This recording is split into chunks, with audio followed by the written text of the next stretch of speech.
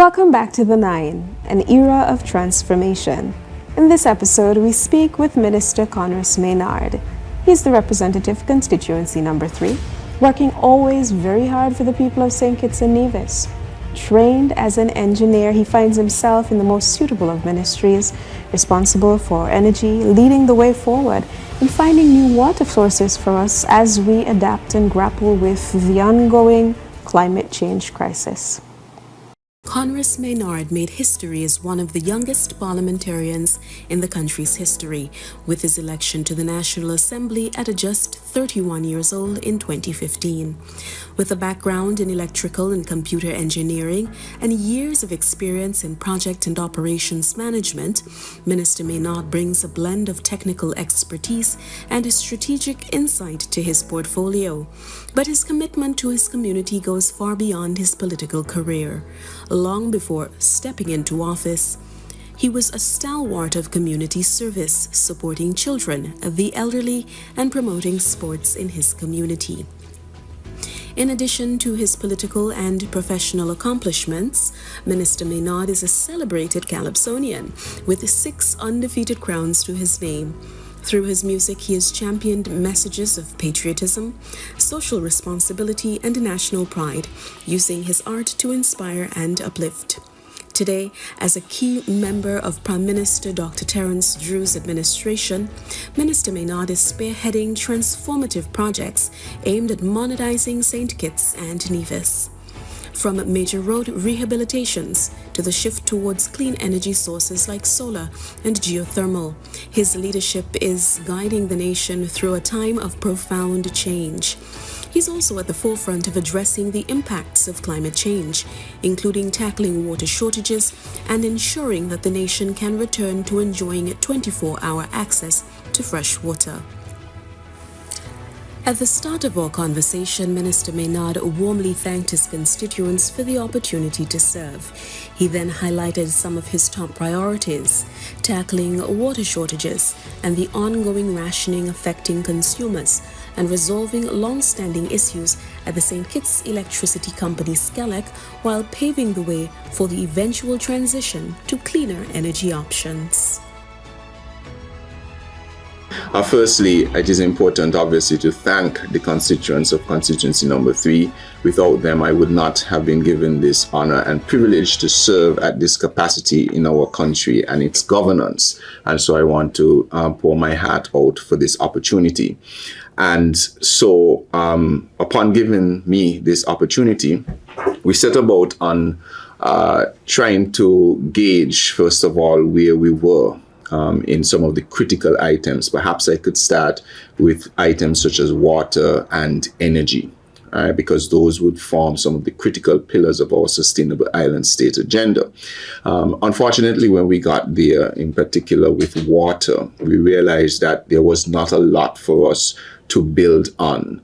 And the direction of the Water Services Department at the time seemed to have not had gotten the full support it needed to get to achieve some of the goals that we had highlighted, for instance, in the lead up to the 2022 elections, inclusive of returning St. Kitts and Nevis to 24-hour a day water. At that time, most of the country, a lot of the country was at a stage where it was rationing water, but there was actually no plan that was being pursued to actively change the entire landscape of water. So the ministry set about on devising a plan to return the country to 24-hour, 7 days a week water. And I presume we'll go into some more details a little later, but that was one of the critical things that we understood. So in that very August, we actually met with BEAD, which was engaged since the previous Labour Party administration before 2015 to address some of these issues. But for whatever reason, those things were not addressed. Unfortunately, in the last part of the ending 9 moments of the last administration, that is June 2022, etc. There's some rush things done in terms of moving forward, payment to get things done, but no actual work was done. So we had to go right in to get that going. And so I guess I might have an opportunity later to talk about the details of that, but that was critical.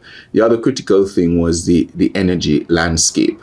The power station was in a state where it was depending on some tremendously old generators, some 30 odd years old, to provide power. So we were in a precarious position actually when we took over in August, and in fact in September, I think one of those units actually went down and we had significant outages across the country. So immediately we had to buy some high-speed generators. These are not the generators that you actually want to be running all the time, but we had to do something very immediate to address the situation that we had met, and then pursue the activities to increase the capacity of the power station, even as we were going to pursue renewable energy. Again, we can speak about some more detail in that. So those would have been two of the critical items that we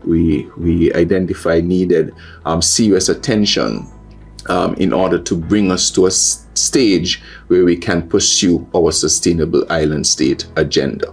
Minister Maynard emphasized the importance of transparency, ensuring the public has a clear understanding of the nation's affairs, particularly within his ministerial responsibilities. During his presentations before the National Assembly, he took considerable time to present an accurate picture not only of the challenges facing the country, but also sharing a bold vision for improvement and progress. Persons were not aware of what was going on, and so the preceding budget debate, which happened in December, I used the opportunity in particular to highlight some of the challenges that we faced with water, and that we had been identified, for instance, as a water scarce country, that our water resources our rainfall had decreased by almost 20% just over the last decade or so, and such that yet all of our water was coming from rainfall at the time. So if we have a decrease of 20%, we have no additional ways to capture the water. Development continues, industry continues, houses continue to be built, etc. You realize the deficit, and so when we entered, we already had about 1 million gallon per day deficit in the country to provide water. So I used the opportunity of the budget debate to highlight some of the unique challenges that we faced in water. The subsequent budget after that in 2023, I used that to highlight some of the challenges we have in energy. Right, so those two I would say were some critical things. And then we also had to look in the preceding year of how do we start building out our infrastructure, because the world organizations who pay attention to these things would advise that one of the critical things we needed to pursue was the development of our infrastructural plant here in the Federation, that is new road developments for housing areas. We had a particular area in St. Peter's, for instance, a significant and fast growing community that had a road that was very old, deteriorating, and was not part of the process before. So we undertook all the necessary steps to get that moving. So that's infrastructure, water, energy. Also, we immediately started looking at our ICT and what we wanted to achieve. In leading up to the 2022 elections, we had promised that we will undertake digital transformation and making the government an e-government. In fact, our campaign manifesto was an app.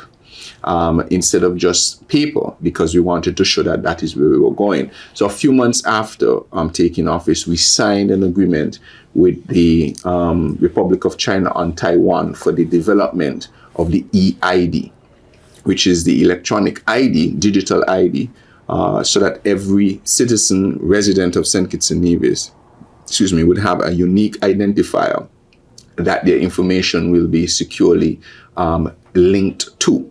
So for instance, you show that ID at a bank, and only the information that the bank is allowed to get, they'll be able to get confirmation of address, police record, etc. And that is ongoing. It's a long project. It is slated to be finished, I think, in 2025 or early 2026, but that's ongoing. But we pursue that immediately. And then also, one of the things we identified in the Ministry of Post was that we still give directions by saying, drive up by the breadfruit tree. You're going to see a red old car with a white bonnet on it. Pass the drain, and you're going to see some steps by a bottle. I live there. We want to bring that to an end. And so we started pursuing that particular activity and is in process of completing that within the next couple of months. So those are some of the things that we would have identified. The annual budget presentation typically occurs in December, but Dr. Terence Rue's administration faced a unique challenge. Coming to office in August 2022, just months after the collapse of the previous coalition government, the new government inherited a budget already nearing completion. With limited time to assess the country's situation and incorporate their own vision, the recently elected Labour government had to act quickly. Minister Maynard shared that despite the tight timeline, Prime Minister Drew's cabinet was united and fully committed to working together. Their shared goal, transforming St. Kitts and Nevis into a sustainable island state. Thankfully, we had a united cabinet, and so that understood what our vision was. We established very early on that we are going to pursue a sustainable island state. What does that look like? We must be able to sustain ourselves. So I'm pretty sure you'd have spoken to the Minister of Agriculture, for instance, in his food perspective. In terms of my own ministries, we understood that we had to bring the country back to 24/7 water. We understood that we had to pursue renewable energy to meet our target of 100% renewable energy production by 2030. We understood that it was time to make geothermal a national resource that has the support of both the federal and Nevis Island administration. And in fact, one of the very first things we did was to sign to allow the CDB to provide a financing mechanism for the Nevis Island administration through NEVLEC to pursue the drilling of the geothermal wells. So we understood what the vision was. So therefore it was easy, or it was easier for us to identify these are our priorities and this is what we need to do. So to be honest, there was not a lot of fighting for anything because we understood what the vision was. We understood that water was critical. We understand that electricity was critical. We understand energy, of course, was critical. We understood that we needed to jumpstart the economy with respect to opening back up the country. So we understood it was important, for instance, for our tourism product, that we go after new airlines. So we understood, so everybody was able to fit into what that vision was. And that was mainly because we had a very united, or we have a very united cabinet. So the vision was clear on what we wanted to do and the support was there. So that is why we were able to coalesce immediately and do a number of things. And I'm sure my colleagues will speak about some of the other things that we were able to do collectively as a cabinet. So I think the strength really came from our unison in cabinet for us to move very quickly and get some of these things on the docket, because they do take a lot of time, and we had to get running because, quite frankly, as I said, in a lot of cases there was nothing for us to follow on from. St. Kitts and Nevis once enjoyed an abundant supply of fresh water. This supply, however, was heavily dependent on consistent rainfall. The sobering effects of climate change, especially prolonged droughts, have led to a 20% decrease in rainfall over the last decade. This reduction in water supply and resulting shortages come at a time when the population continues to grow and businesses are expanding, both of which drive up demand. Addressing this critical issue became a top priority for Minister Maynard as he sought long-term solutions to ensure the country's water security. Water is life, and every drop counts. Every time I get the opportunity to say that, I'll try to say that. So when we got there, the situation was really dire. I remember having a meeting with the Water Services Department, and I asked them point blank, if I wanted to get some water right now, what would you advise me to do? And one of the officers turned to me and said, pray for rain. Pray for rain. Because they had no other way to extract more water resources than for us to have rain multiple times a day, every day of the week. But, as much as I have tremendous amount of faith, God also tells us faith without works is dead. So we have to put in the work. So we got to work. As I mentioned, we immediately re-engaged BEAD and provided them the space they needed to get back in the thick of things. Unfortunately, because they had been abandoned for so long, the equipment had deteriorated, had been vandalized actually, and so they needed to rebuild their drilling equipment effectively. And given that we were just coming out of COVID, the timelines or the delays, the production times for these things took a long time. So it actually took a few months before they can be reactivated. So it's in 2023 when they got reactivated. We provided all the necessary support for them to move forward and drill the well in Keon. So from that, that started in, I think, the summer of 2023. Again, because of production delays and the issues with shipping routes, etc. The well was developed, was built out, but we had some slight delays in terms of getting the adequate pump to pump the water out. But we got all of those things settled, and now we have restored Keon area to 24 hours a day water. In fact, the tank that is presently in Keon is not sufficiently sized for the amount of water that we have going into Keon. So we have pursued, and we started this even before we completed the well, to build a bigger tank in Keon. So now I think there's maybe about a 200,000 gallon tank in Keon. We are building a 1 million gallon tank in Keon. The bids are already out. I think they've already responded, so the winner is going to be adjudicated or informed very shortly. So over the rest of this year, we're going to pursue the construction of a new 1 million gallon tank. It means then all the additional water that we have now found in Keon will be able to be stored in that tank and feed communities that are further afield from Keon, right? Maybe as far as Lodge, Molyneux area, and as far this way as maybe even Keys and Connery, right? Because we're going to build that storage, we'll be able to put more water in it. Whenever we have excess water, we'll be able to store it. We'll have enough water for a period of time. So that was critical. Now, getting water in Keon is not just about getting water in Keon. The impact is that Keon, before the new well was completed, was getting water from a smaller well, but also from a source in the hills, right, called Green Hill.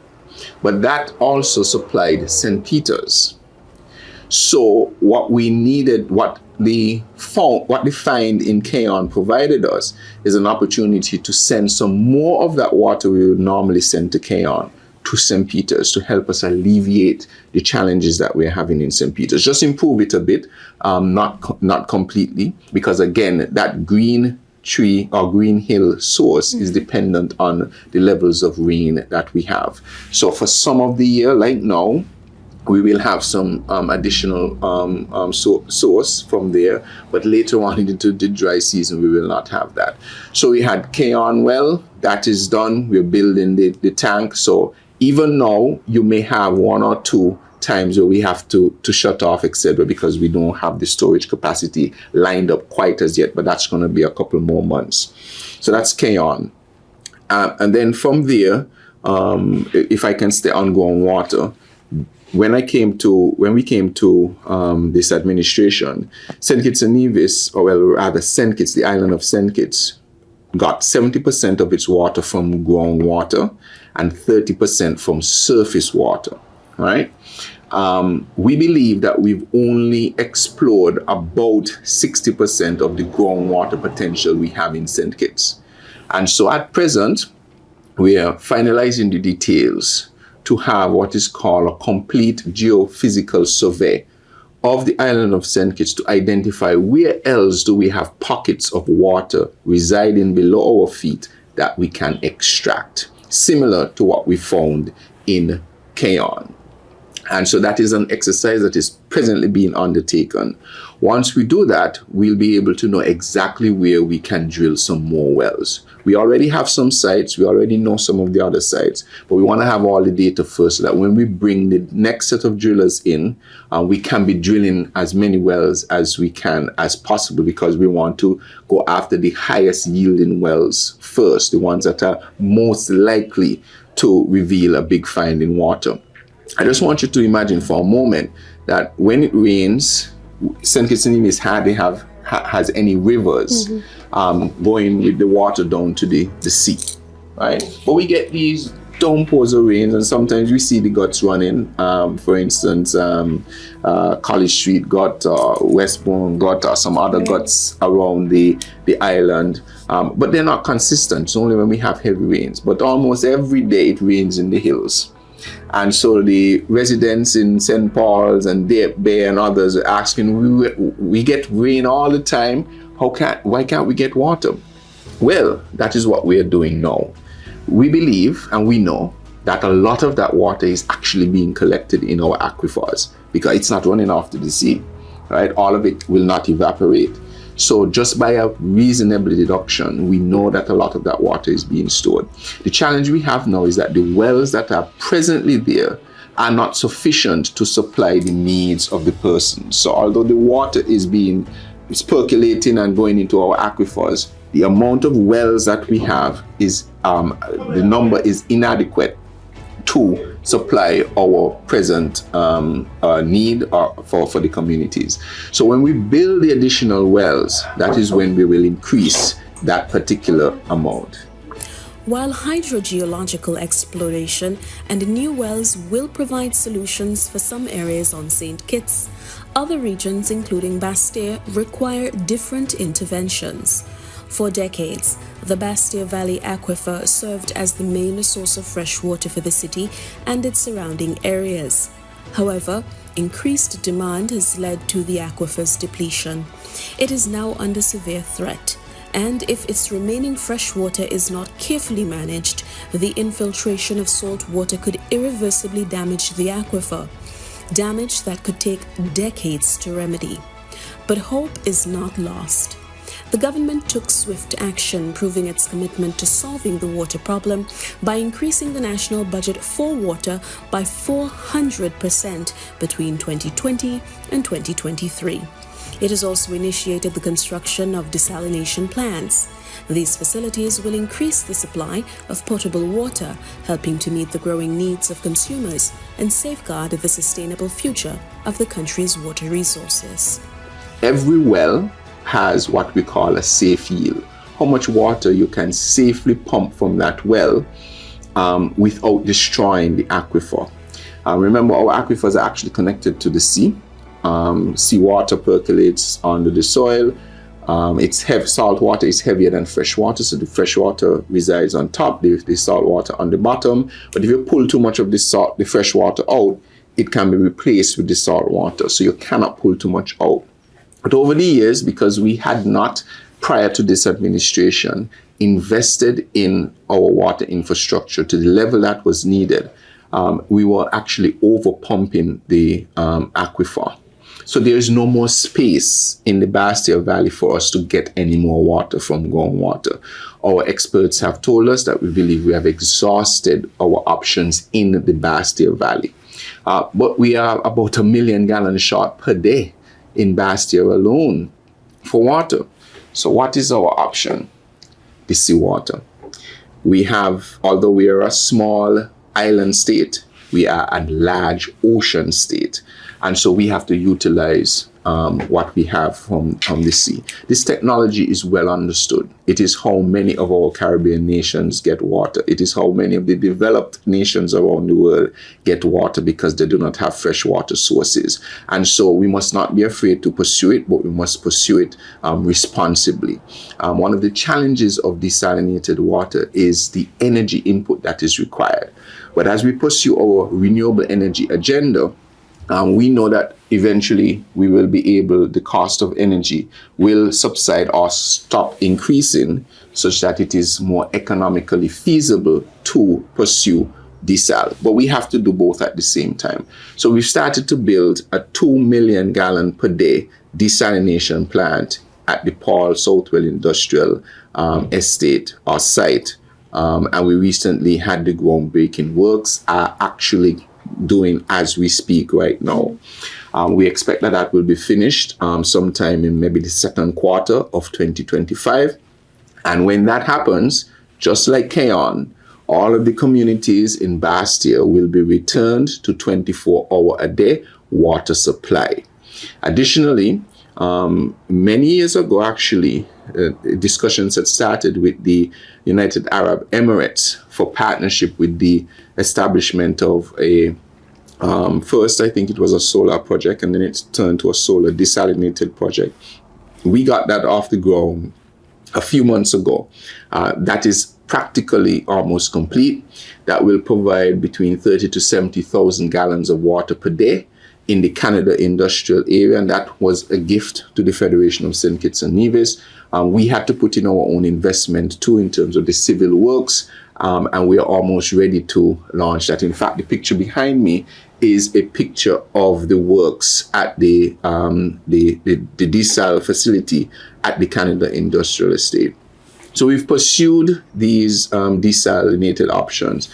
In addition to that, while we are waiting to develop our own desal plants that we will be managing, we have a desalination plant here in St. Kitts for the last 20 years that has been operated by the Royal Utilities. And so last year we engaged the Royal Utilities to provide additional water which they produce to the Frigate Bay area to augment the challenges that we have, because Frigate Bay gets their water from the Bastille Valley as well.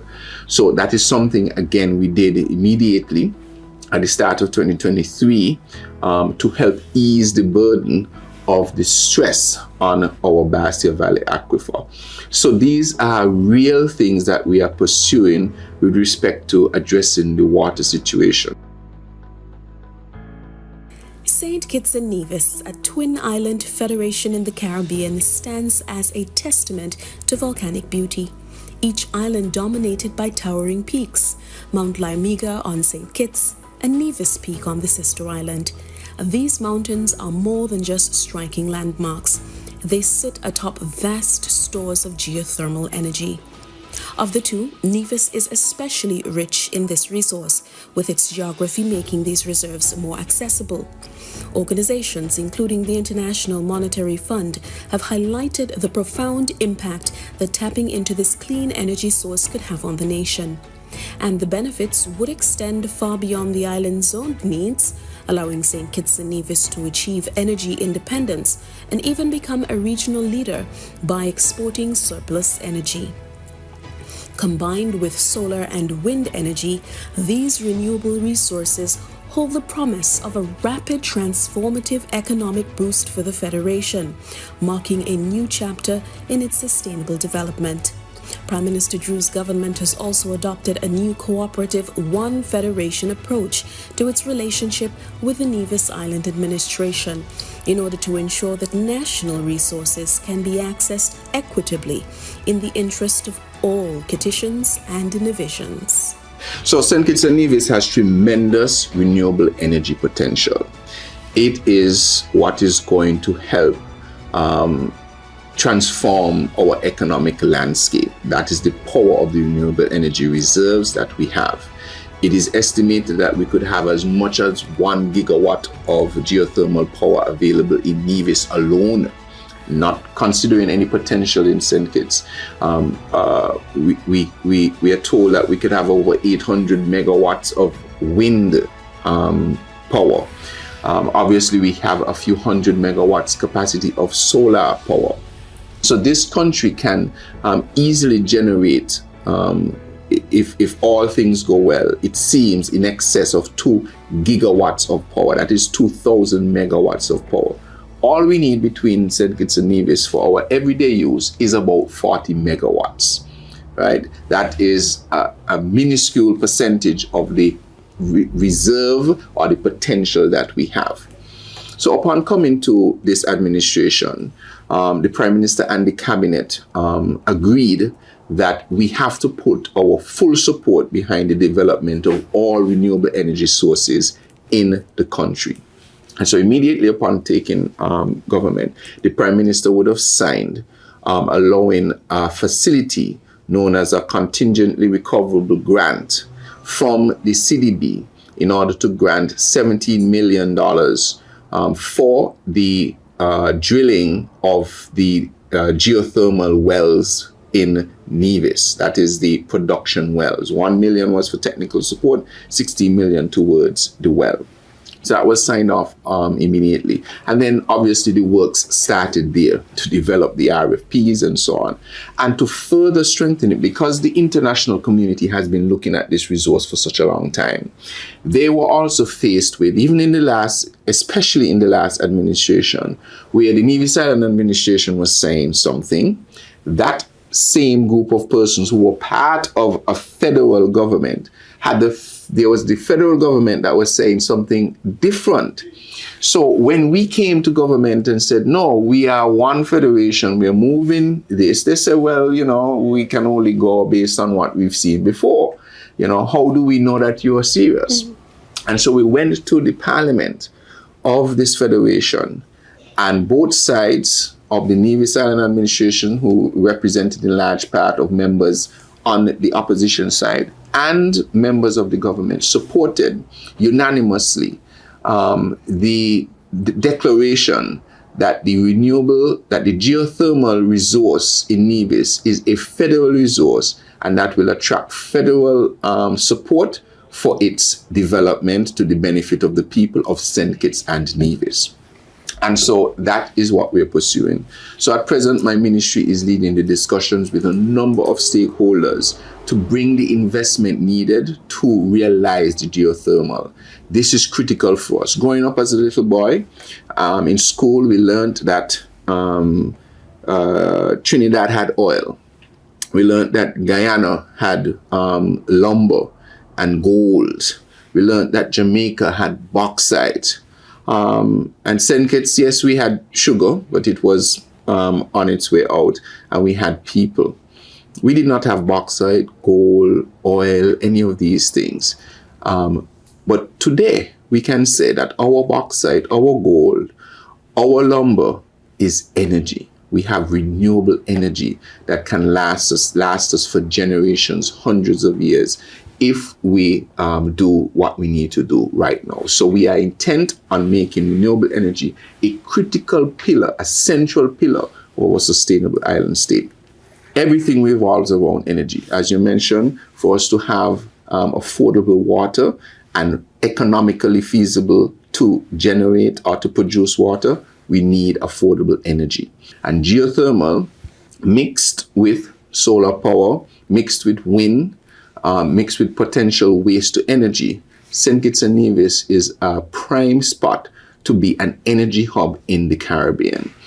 And the first thing we need to do, which we are pursuing, is interconnect the islands. So we are going to pursue one grid. There's one grid in St. Kitts and Nevis. So when geothermal power is developed on Nevis, someone in Sandy Point can get some of that power.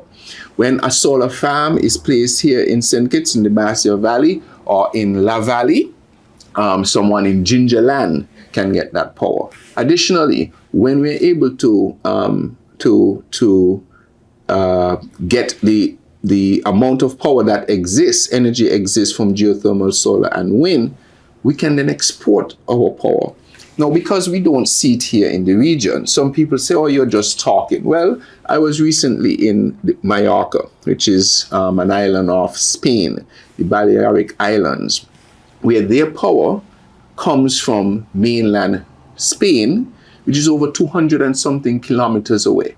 I visited the facility where the lines run underground and come into a facility there, DC current. I'm getting into my technical electrical engineering hat, but DC current is coming across the ocean, being transferred or inverted to AC. Oh, you know a little something. Did physics for some years.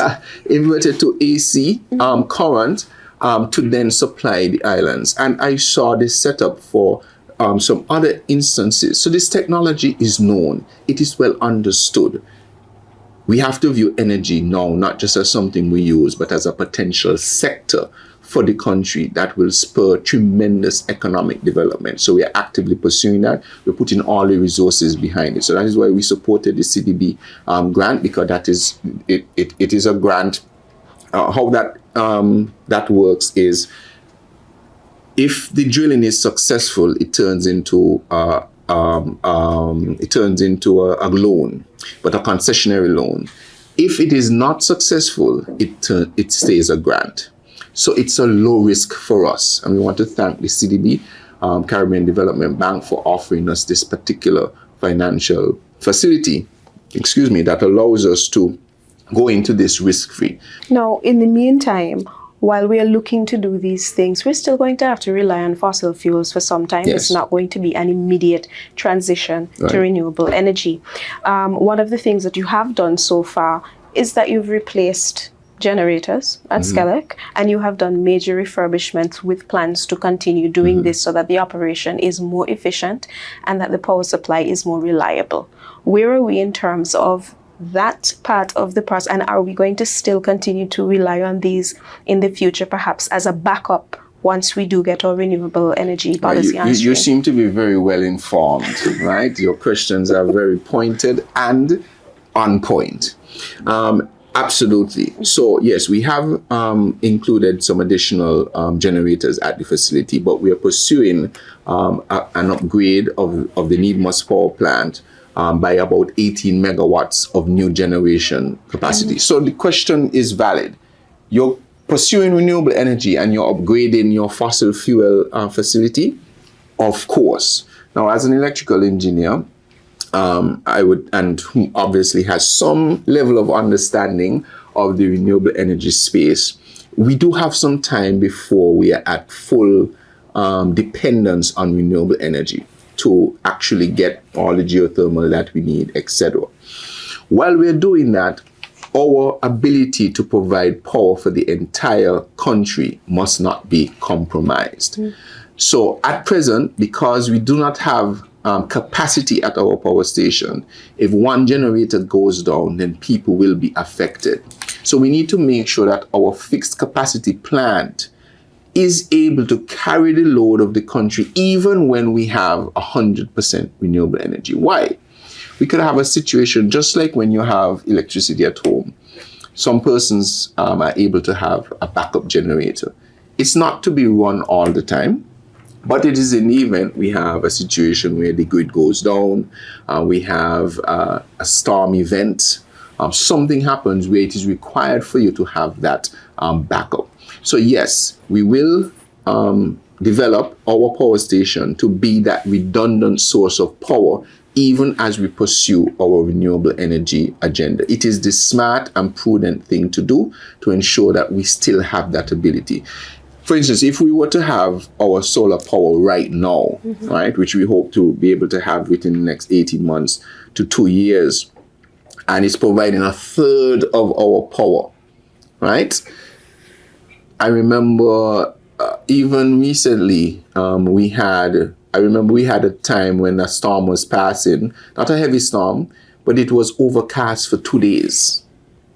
If it is overcast for 2 days and you have a solar plant, you have to have something to be able to back that up. Or let's say we have a wind farm where we have an extraordinarily still day for 2 days.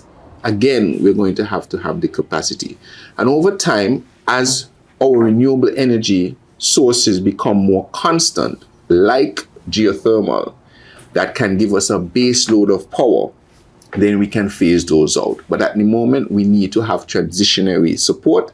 And that is why sometime last year, when I visited Saudi Arabia, I invited the Saudi Fund for Development to partner with us for the expansion of the Need Must Power plant by getting 2 9-megawatt generators that are powered by dual fuel, meaning they can be powered by diesel and also be powered by LNG, because LNG is kind of seen as a transitionary fuel from the heavy fuels to renewable energy. Obviously, it burns lighter. It's generally cheaper in certain instances, and so the gensets will have that capability of burning dual type fuel. So we have set up that as a transitionary phase as we go into renewable. The government's agenda is heavily influenced by the urgent need to address climate change, a priority for Prime Minister Dr. Terence Drew's administration. He insists that St. Kitts and Nevis must be fully prepared for the diverse and far-reaching impacts of a warming world. In line with this vision, Minister Maynard is moving his ministry and the nation toward eliminating its reliance on fossil fuels, with a strong focus on transitioning to cleaner energy sources. Beyond just transforming the country's energy landscape, the government is also pushing for reduced carbon emissions through public initiatives such as promoting the use of electric vehicles. While St. Kitts and Nevis, like other small nations, contributes only a fraction to global carbon emissions, Minister Maynard emphasized that this does not absolve the Federation of its environmental responsibility. Every action counts, and the country is committed to doing its part in the global fight against climate change. And so, although we contribute so very little, we are actually doing our part to even reduce our footprint. And we have made a commitment to reduce our carbon emissions by, I think, 60-something% by 2030, if my memory serves me right on the amount. And part of that is going to be the decarbonization of our transport system. And so very shortly, we will be unveiling our electric vehicle policy. As a Minister of Energy, I've taken the lead. And when I upgraded, or when I had an opportunity to get a vehicle, I've gotten an electric vehicle to show that it is possible. We have a number of advantages in St. Kitts and Nevis. Our island Maynard is 32 miles long. One charge in the electric vehicle gives you 200, 250, 300 miles. It's like filling up a tank of gas. So if you charge at home, for instance, for 8 hours in the night, and if you go home every night like you're supposed to, right, you won't have a challenge in making sure you have a full vehicle for you to use for the next day. So we are actually a prime place to go completely electric, because we do not have long distances. We don't have to traverse hundreds of miles before you reach a station. You know, everyone can have a charging point at home. It means also that we do not require a large public charging infrastructure, because it's just like, as I said, a tank of gas. How long does a tank of gas last you? At least a few days. You can go home. The other day, I journeyed to Kittishan Hill for a meeting, and I walked with my plug that I can plug into 110, and I plugged up my vehicle to get a few more percentage after my meeting to go up. Right? Where I was there, didn't have to find a gas station.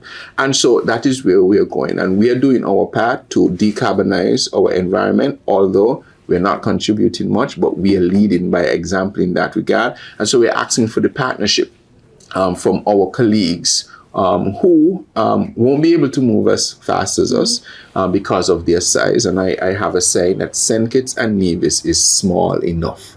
We are small enough to achieve big things, because one small decision in a cabinet of 9 people will have an immediate impact on the entire country, as opposed to a big decision in a big country that has to pervade and go through millions of people. So we have an advantage with our size. We are small enough to achieve big things. And one of these big things that we can achieve is our decarbonization and our transition to electric vehicles, and my ministry is facilitating that. We will have our policy out shortly, and I'm encouraging people to start looking at those options, whether it's going to be hybrid or EVs, and they drive really nice. As the backbone of connectivity and commerce, the Federation's road network plays a vital role in daily life. However, maintaining and expanding this infrastructure requires a strategic and multifaceted approach. Minister Maynard shared with me key insights into the government's comprehensive plan for the maintenance, upkeep, and expansion of the Federation's roads, highlighting how these efforts will enhance safety, promote economic growth, and pave the way for a sustainable future. So we have a multi-pronged approach to our road network. Number one, existing roads, the maintenance of existing roads. So over the past couple of months in this administration, you would have heard of Market Street, you would have heard of Pratt Street, Lime Keel, down in Harris's, in Atleys. Right now we're up in Lower Monkey Hill. And these are existing roads that we're using asphalt to cover. We've done Warner Park, we've done the Bay Road. We continue to do a whole host of that. In fact, we're going even faster than what we had budgeted for this year in terms of redoing roads.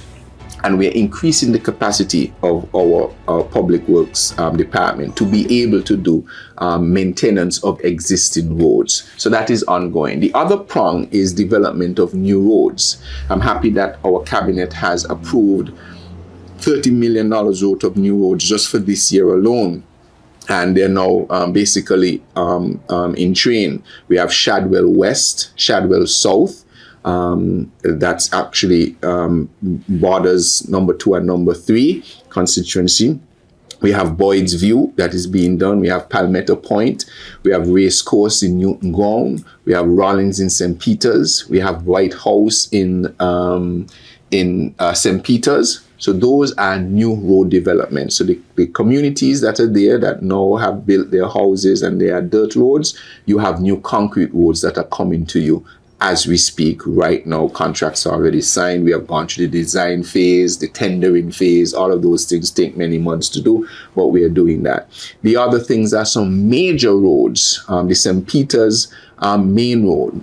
That spans from the airport roundabout, heading west around the Shadwell roundabout, then up north, through St. Peter's main road up by the Anglican Church. We're putting in a big roundabout there and continue all the way up to OG's Gut. It includes sidewalk creations, storm drain creations, retaining walls to protect the sides of the properties from falling down. A major investment that is ongoing. It's going to take still quite a number of months before that is completed. We are doing some work now down in Fig Tree, where we're bolstering some of those sidewalks before we go in and pave some roads. We're going to be back in the village shortly on Trafalgar Road. For persons who know the village, that is the Miss Otley Road. As I said, we're going to be up in Lower Monkey Hill. We're going to be attacking George Street just now. So the road developments continue. Obviously, we have limited ability to do all the roads in a short space of time. So we have to spread them over, but we have increased tremendously the amount of road works that we're doing within the ministry, and keep abreast of our Facebook page. The Public Works Department for the first time is on Facebook, is sharing the information. You're able to see that, the water services stuff that we're doing, so stay tuned. So roads are ongoing. I want to thank the Cabinet and the Ministry of Finance in supporting this. So we're doing plenty of works when it comes to roads. In the vibrant tapestry of daily life, public transportation is the thread that connects our communities. However, as operational costs rise and the cost of living climbs, transportation providers have been advocating for an increase in their fees. Minister Maynard, who is also responsible for public transportation, explained the status of ongoing negotiations with transportation providers. These discussions are not just about numbers. They represent a delicate dance between maintaining affordable access for commuters and ensuring that those who keep our public transportation system running can sustain their livelihoods. As a caring government, the ministry plays a pivotal role, periodically regulating these fees to strike the right balance. We're in the final stages of the negotiation or the determination of where the tariffs should sit. This falls on the backdrop that tariffs have not been adjusted for 16 years. And so the prices that are there are for what the economic situation looked at that point. And so we have requested the information from the service providers in the transport industry to show what their costs are. We have been, like the Ministry of Trade, etc., analyze all of this, and in a very, very short time, we will have what is the new proposed tariffs regime. Of course, that will go to Cabinet for final approval, and we want to strike a good balance. We want to make sure that the operators who are investing significant amount of money, because the government does not invest into a public transport system. So our providers who are investing a significant amount of money, they can't be making a loss. It has to be reasonable. But we also have the consumer in mind, and we don't want to overburden the consumer in terms of being able to transport or to travel on our public roadways. So we are finding that balance, and very, very shortly we expect that we will have a final proposal on that. So I want to thank for the patience of the transportation providers, because it has been a long time. They have been dealing with this even before our administration. But as always, once my ministry is going to be involved, we're going to do everything in a procedural way to ensure that we have all the information so we make an informed decision. So I want to thank them for their patience, and this will be concluded very, very shortly. Now, under your portfolio responsibility for communication and technology, you also have a great degree of work that's taking place. And I know you have a personal interest and love for this area. Mm-hmm. And so you're taking this very seriously. Earlier, you mentioned the development and introduction of an electronic identification system, which is soon to be implemented. It's in its big early stages at this point in time. We know that the government has begun digitization and interconnection of all the hospitals and healthcare facilities. Work is being done. Tell us about this. Right. So very good. The Ministry of ICT, Information Communication and Technology, has a mandate to digitally transform our government services and also extend, of course, to the private sector. How do you do that? By the development of the electronic ID. I'd like to thank again the Republic of China and Taiwan for partnering on us for the development of this very, very, very crucial piece, this pin, this central point of our digital transformation agenda. What it means is, and well, before I get into what it means, we are fairly advanced in the development stage. We've had multiple presentations. The service provider for this is actually a company out of Taiwan, as it is sponsored by the Republic of China and Taiwan. And so they are well advanced in terms of the schedule that they have provided for us. We expect that this project will be completed, I think it is towards the end of 2025, if I'm not mistaken, because it's a large undertaking. It means that every citizen and resident of St. Kitts and Nevis will have a digital identification card.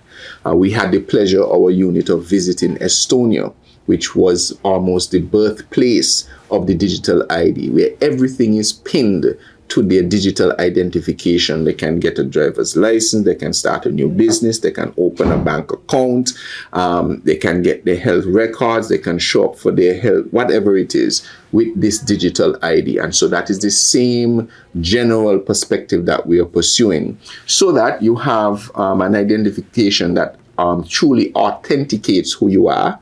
When you show up, for instance, for a driver's license, or let's say a passport, for instance, you won't when it is all said and done, you won't have to go to the health center to get a birth certificate. You won't have to go to the post office to get something. You won't have to go to the police station to get a police certificate. You won't have to go to this place to get that. You'll be able to use your digital ID that will be able to access all of the truth centers of that information to then present you with what it is you need, whether it is your passport, whether it is your driver's license, whether it is you want a social service from the government, you want to apply for some thing that the government has on offer. That is what the digital ID will facilitate. And I'm very happy to announce that all is going particularly well with that. Apart from that, the overall expansion of the digital transformation agenda. We are at the final stages of engaging world-recognized consultant to assist in the digital transformation agenda, where they will bring all of their expertise so that we can link all the different things together, the legislation, the policy positions, safety and security, cyber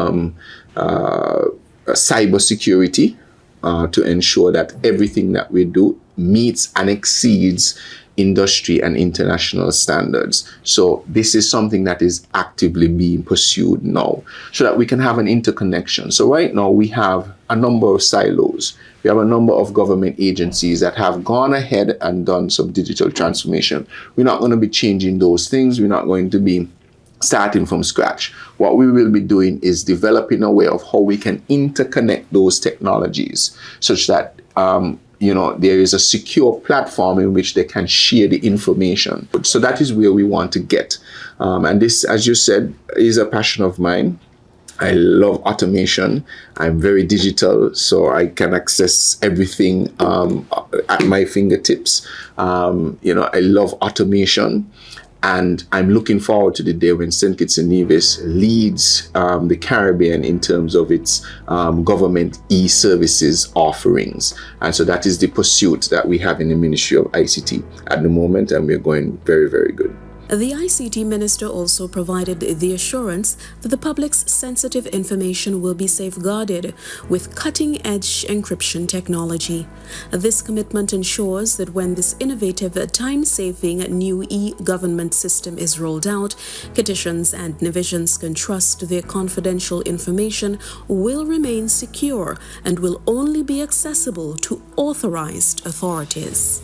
We have made it an intentional position of this government that we are going to spare no effort in trying to secure our information, right? And the processes that we have will employ the highest level of security that exists. We have had countries that have had breaches thus far. St. Kitts, of course, will never be immune, but we are doing well thus far. We have engaged some of the highest levels of security for the platforms that we have now. But additionally, what is going to be important in terms of how we develop this system is the isolation that we will put in place, meaning having access to the data and the protection of our data here. So we will be able to isolate the information where we need to isolate it so we can protect. Now, remember I told you about the not starting from scratch.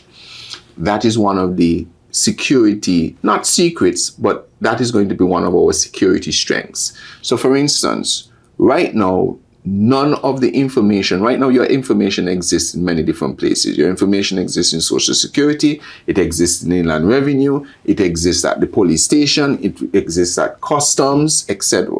But they are all different systems. So instead of bringing all of that information into one system so that only one system can be compromised, that is not the approach we intend to take. The approach is we'll create a layer that communicate on demand to those systems. So even if an attacker were to get at the main system, it won't be able to get to the other systems. If an attacker gets to one system, it won't be able to get to the other systems. So that type of decentralized mechanism or framework is what it is we're going to have as a particular strength. And again, we have decided we will spare no expense in securing our data. We have been successful thus far. Things will happen, but we're going to try to stay ahead of the curve. Additionally, we are actively training our staff when it comes to cybersecurity, and we expect and intend to increase that type of training and partner with stakeholders, that have the necessary technologies that we can.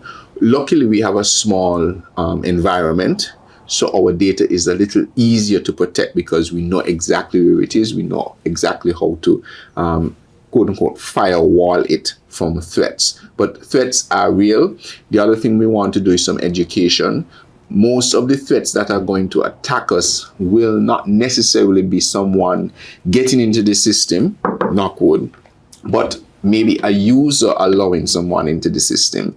So we have to do some education about when you see certain types of emails, and maybe you're on a government server, or even if you're on your own server, certain things that you don't click, right? Don't bother do it because they're trying to get in. So some of that is going to be very, very critical. But at present, for instance, we have a system where we are capturing people at fishing all the time. And every day we are capturing them right now. And I'm very pleased with what we have done so far, and I hope that it will continue. Throughout the series, we have highlighted the crucial role strong legislation plays in supporting the technological revolution that St. Kitts and Nevis is on the verge of. This is essential not only to keeping pace with our neighbors in the global community, but also to providing citizens and residents with secure, modern digital infrastructure as the Drew administration steers the nation towards becoming a sustainable island state. There are a number of areas that have existing legislation, but take, for instance, the energy sector. There is regulation, or there is legislation that deals with the regulation of the public utility sector, but that needs fine-tuning because it didn't consider completely renewable energy, having independent power producers in the way that we need to. So that has to be looked at. In terms of the digital ID, for instance, we're now going to be holding private information. There has to be legislation that is going to govern how that information is used, who can have access to that information, when they can have access for that information, etc. So that's another area, and that is why the consultant is so very critical, that we look at what the existing legislations are for these types of things. We don't have that experience, so the consultants will be very critical in that, in identifying what are best practices around the globe to ensure that when we put the legislation in place, we will be top par or on par with what the international standard is. When we talk about even our telecommunications industry, I didn't speak too much about that, but we have a bill that was there before, that was done maybe 10, 12 years ago, but it is now due for upgrade based on where the telecommunication industry is. We now have a lot more usage of data as opposed to just traditional phone calls.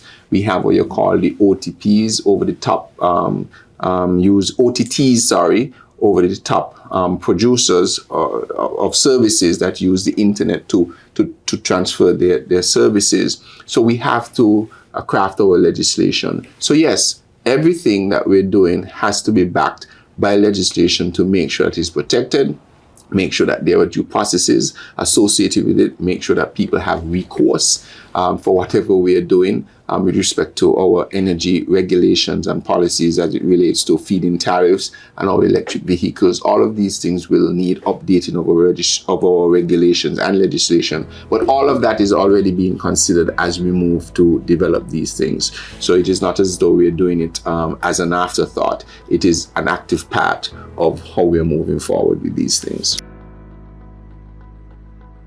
Decades ago, nearly all homes were numbered and streets were named even in rural areas. Over time, this practice diminished, with only cities and towns maintaining it.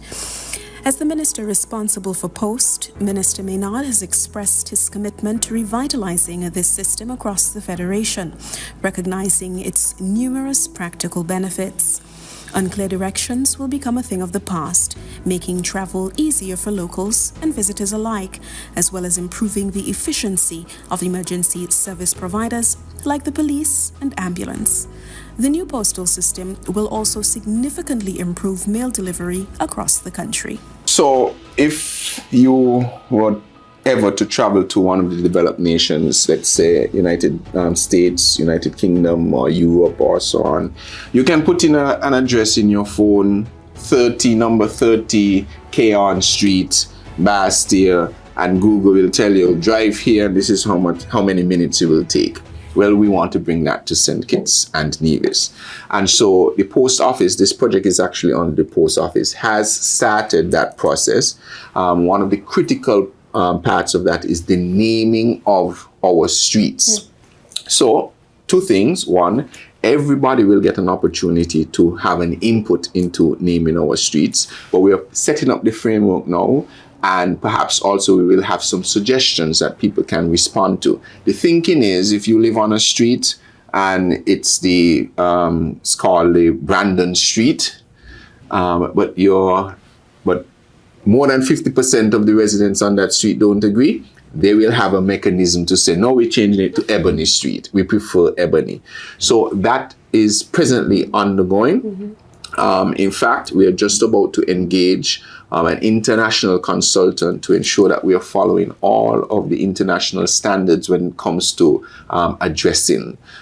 So we intend we're hoping that this exercise of the national addressing system will be complete in large part by next year. And it is important to match also the digital ID, because your digital ID must also be a truth source for an address for you. So you no longer need a utility bill to confirm your address. Your national ID or your digital ID would do that. And so yes, so at present you need to listen now, because very shortly we will probably be putting out something for persons to contribute to the naming of certain streets. Every street, every alley will have to be named. The other part of that is, once the streets are named, the GIS that is in the Ministry of Sustainable Development will be responsible for providing numbers for each of those homes based on the street. So they will work out, for instance, if the street is this long and you have 100 lots on it, they'll probably allocate 200 numbers for that road, so that each lot now will have a number associated with it. I want to probably say that those persons who have a lot number now, most likely that will not be the number, because that lot number is based on the development, but these numbers are now going to be based on the street. So for instance, we're on Keon Street here, we're on Wellington Road where we are right now. So this would be, let's say, number 62 Wellington Road. And how it's broken down let's use the United States as an example. You have a street name, you have a city, you have a state, and a zip code. For us, it will be a street name, a street name, a number on that street name. We're going to have a community, which is equivalent to the city. You will have, after community, you have a settlement, which will be equivalent to the state, and we'll have a code. We won't call it a zip code, a postal code, which will be equivalent to the zip code. So everybody will be able to have their address. So you'll be able to call it. It will make it easier for our postal system. When they see KN 7102, that goes into a basket. They don't have to remember what's the name of the alley. Also critically for emergency services, if there is an incident, say in Lower Monkey Hill, instead of having to tell the 911, well, you have to drive past the church and take the roundabout, etc. No, you'll just say, there's an incident. We're at 7 Dr. Drew Road, Lower Monkey Hill, St. Peter's, KN 1030. The emergency will be able to plug that into their GPS and drive there without any further instructions. So that's an ongoing project. I'm very excited about that, because I think that is going to really modernize a whole host of things in terms of in St. Kitts. Everybody will have a fixed address associated with them.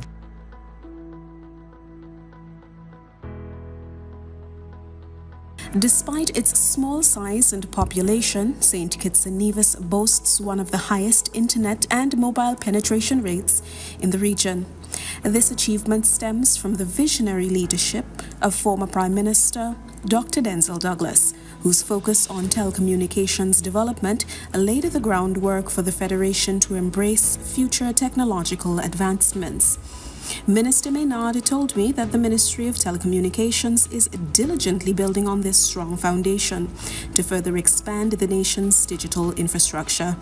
After hosting the Caribbean Telecommunications Union ICT Week in September 2024, which brought together hundreds of stakeholders from across the region, including leaders like CARICOM Chairman and Prime Minister of Grenada Deacon Mitchell, and global innovators, St. Kitts and Nevis is emerging as a key leader in the regional technology space.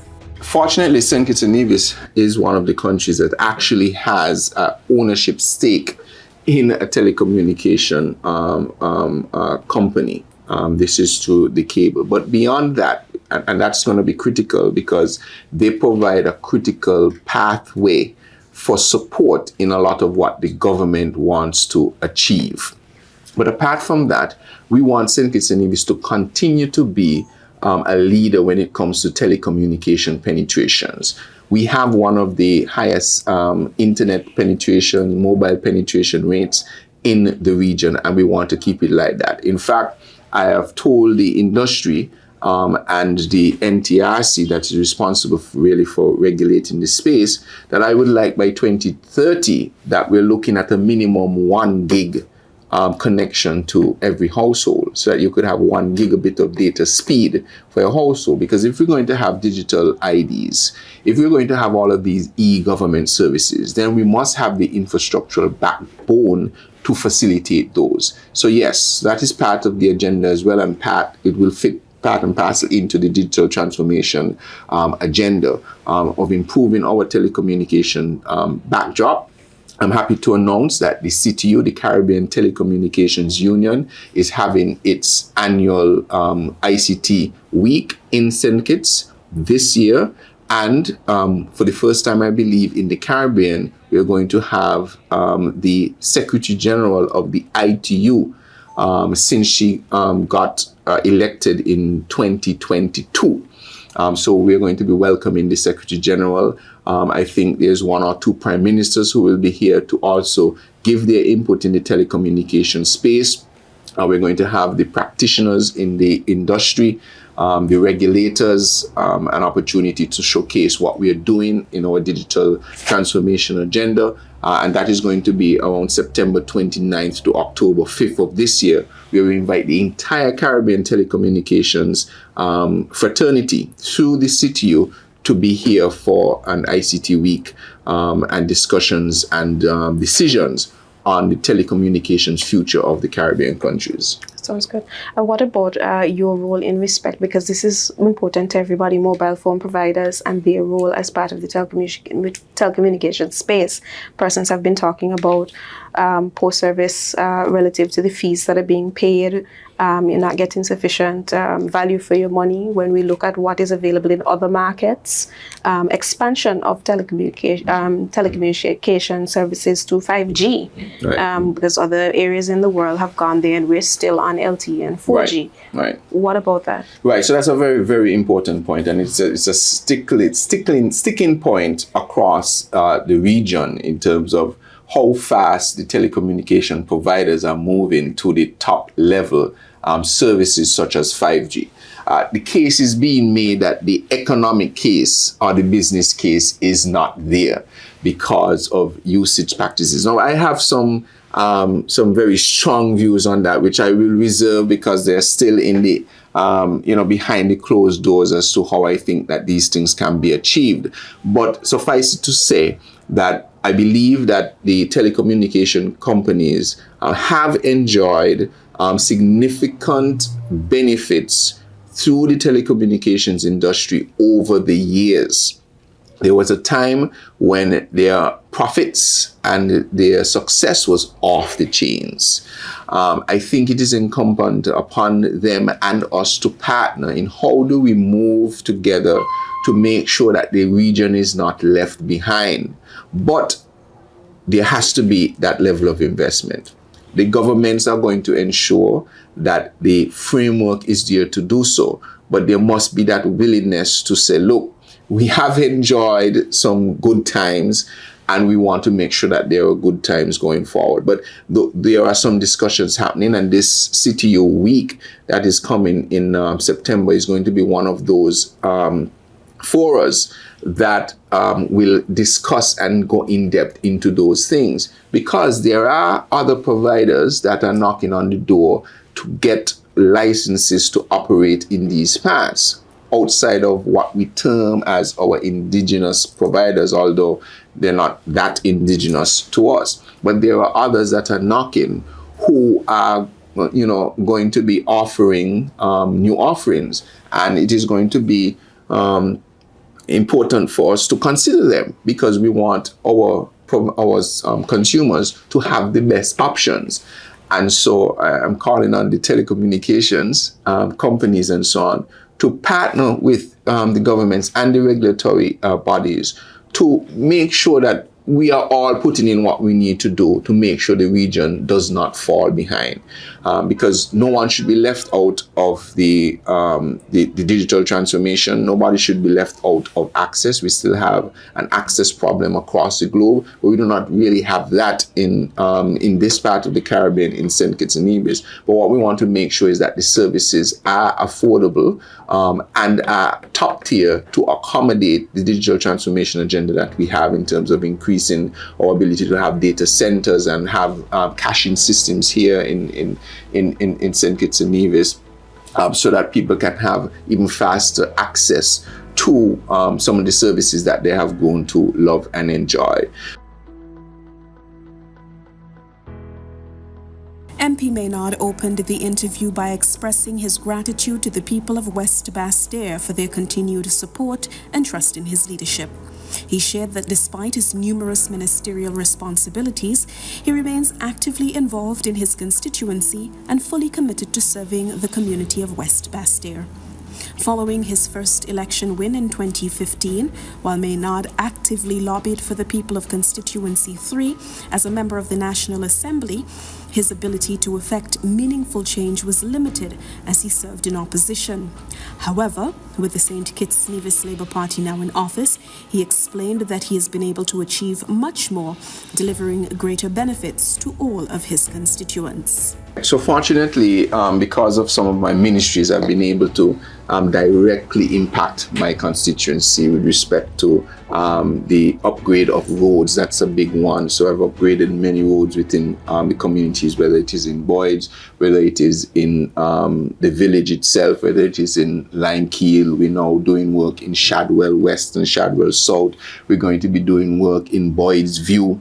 We're going to be doing work. We're doing work in Boyds View. We are doing work in Palmetto Point. So road development is certainly continuing. I continue support of the community, for instance, in terms of awards for our children that are doing well at the school level. In terms of the Konris Maynard West Bastère All-Round Scholarship Award. So I'm grateful that I can continue and even expand that. In terms of community festivals, in the village we had a festival that was the mother of all festivals in this country called Villagerama that we were able to bring back on stream last year. And we are working on continuing and expanding even further this year. We have had our community camps, our school camp. It's coming up between August 12th and 16th of this year. Last year it was extraordinarily successful.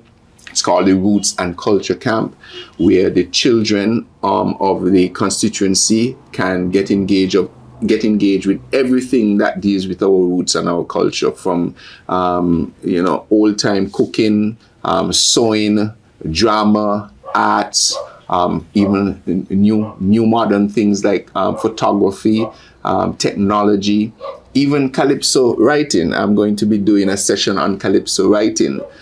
We've been engaged with the constituency in terms of honoring the elderly. We always have time for the elderly, engaging them not just through me, but through the ministry of that is responsible for taking care of our elders, where they can feel involved in the community, visiting them for their birthdays, making them a part of that facility. We've done things like upgrading bus stops. We continue to clean areas in the constituency.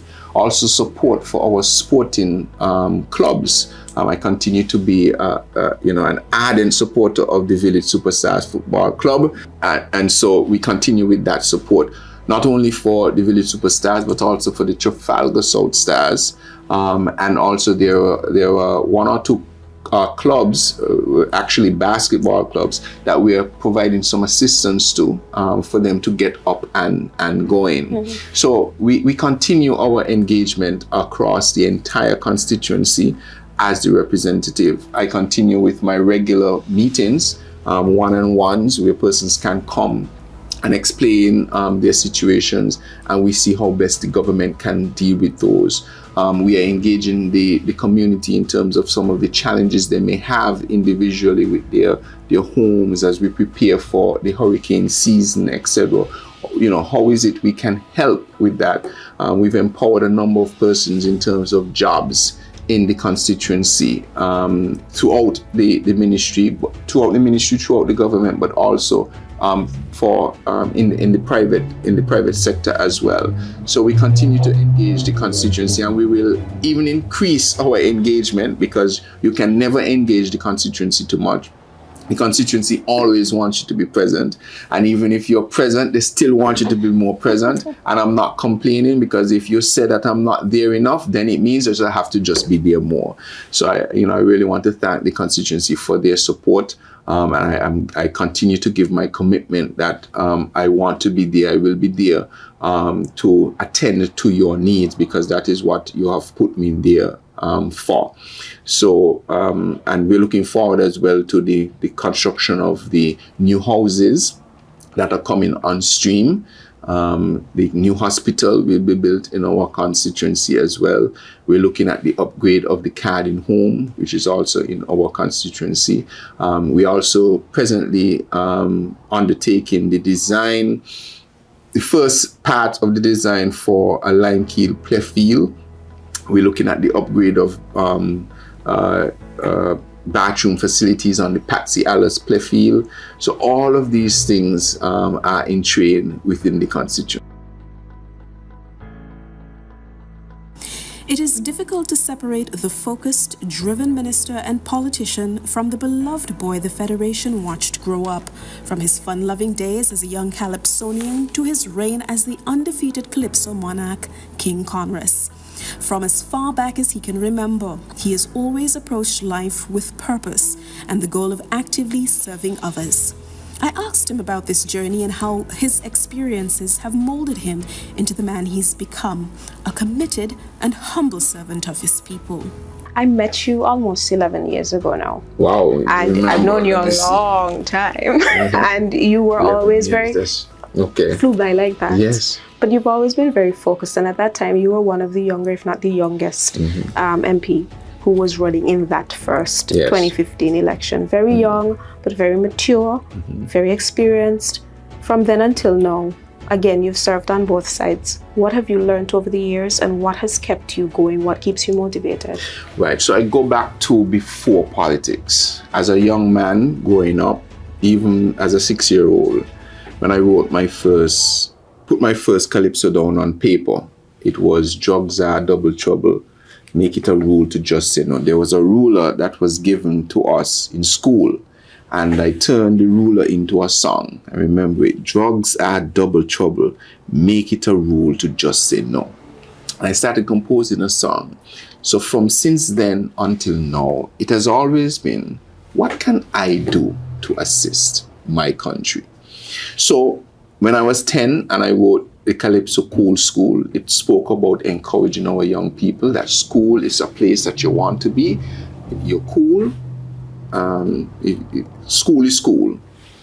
At age 12 or 13, when I wrote the songs Boys in Danger, about how I realized that the boys were going to be a challenge. Back in 1995, 1996, a young man like me singing a song about that our boys are going to be in danger. As we look around, the girls are, flooding the classes, the boys are getting into trouble, etc. I sang a song, We Got to Fight, talking about getting drugs and guns off of our streets. So it has always been about that. Then going to university, doing extraordinarily well at university, being able to go anywhere in the world to ply my trade. But something just tells me you have to go back home. In the songs that I sang in the senior calypso competition, one song about bringing us together, unstoppable force, how we are able to work together, walk away, encouraging our young people to walk away from certain lifestyles and go towards other lifestyles. All of these things center around what it is I can do to contribute to my country. So what politics offers, what representation offers, is that opportunity to put those songs, put those dreams into reality. So now I'm in a position where I don't have to just sing them, I can action them. So for instance, in one of my songs, which was 2020, Are We Waiting Blindly for 2020? I spoke in that song about why are we not utilizing our sun to produce green energy? Why are we not producing more food? Right? All of these things now, I am in a place where I can actually make them happen. Talking about our young people and the role models that we need to play. I am in a place now in my constituency to actually be an active role model and provide through our government and through our administrations opportunities for our young people to excel. Talk about businesses and so on. I'm in a position to assist small businesses from being just an idea to a reality.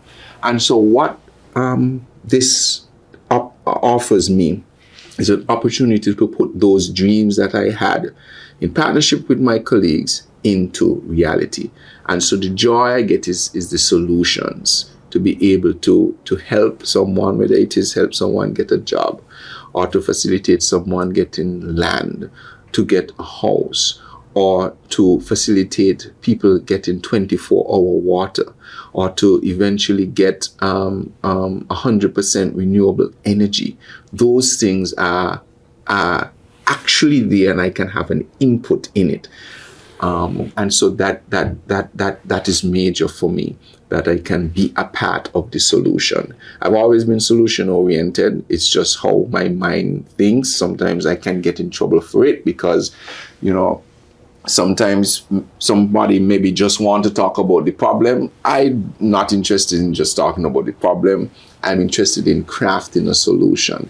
And being in politics, being a member of parliament on the opposition side allowed me, one, to understand how parliament operates, such that now I am the leader of government business because of the experience I've had in the parliament to understand how the parliament operates, to see how the government then operated, and to learn what not to do, right? It provided a clear guideline on that. And so now that we're in government, I can learn or lean on those experiences to ensure that the decisions that we're making are in the interests of everyone, not just us, our supporters, but all. And I think being an opposition and government has afforded me that global perspective. I have no doubt you'll live to see 100 and be of sound mind and body. And well, I thank you for that blessing, dear Lord. Let it be so. Yes, and I hope I'm there because I'm 6 months older than you, so I want to be interviewing you when we celebrate our 100th birthday. But on a serious note, when that day comes, what do you want to be remembered for? This is not something probably you think about all the time, but I would really like to be remembered as the person who brought 24-hour water service to St. Kitts, the gentleman who facilitated our renewable energy transition, the gentleman who facilitated the e-governance revolution of the country, a representative that brought active change to constituency number 3, through sports development, education development, infrastructural development, housing development, people development. I want to be remembered as someone who was always honest and true and genuine in what I was doing, above reproach, a stickler to process. I just believe in that, because you can't go wrong when you do things the right way. And just remembered as a humble servant to the people, and taking an opportunity that was given to me to make the best of it, not for me, but for the people of St. Kitts and Nevis and the country as a whole. Speaking with Konris Maynard, Minister of Public Infrastructure, Energy and Utilities, Domestic Transport, ICT and Posts, was truly refreshing as he passionately unfolded his vision for an empowered and sustainable St. Kitts and Nevis. As the nation stands on the brink of a new era of digital advancement powered by renewable energy and is supported by modern infrastructure, it is clear that this period of renewal, though not without its challenges, holds immense promise. With the sound leadership of individuals like MP Maynard, who form part of the dynamic team assembled by Prime Minister Dr. Terence Drew, there is real hope for a brighter, more sustainable future for all who call St. Kitts and Nevis home. Thank you for joining me on this edition of The Nine, an era of transformation. I'm Ebony Brandon.